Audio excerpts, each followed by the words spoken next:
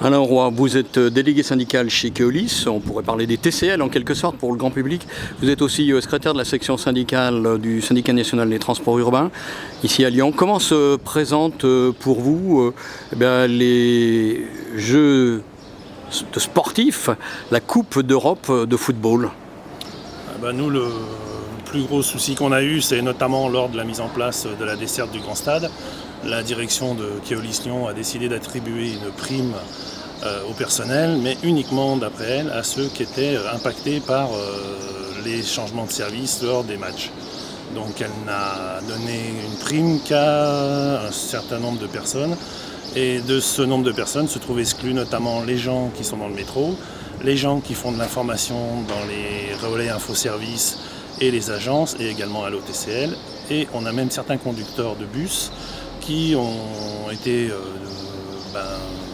qualifiés de non-participants au renseignement lors des matchs, notamment ceux de Caluire et de Givors. La direction les a exclus de l'octroi de cette prime qui n'est pas d'un montant énorme, mais qui symboliquement veut dire beaucoup pour les gens.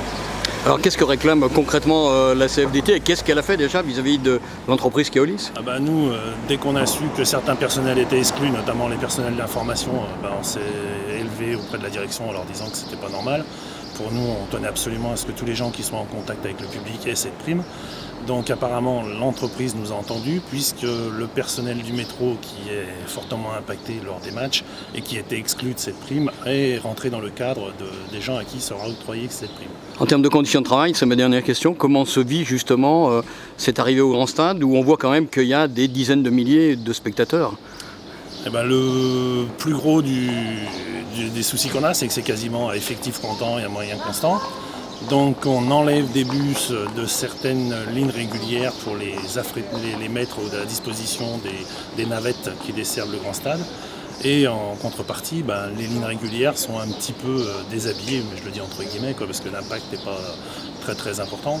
Par contre, les conditions de travail des gens sont fortement changées, puisque notamment au métro, on leur demande d'aller un peu plus tard le soir, et même les dessertes, ce qui est normal, puisque les gens sortent du Grand Stade, il faut que les transports soient là pour les ramener sur Lyon.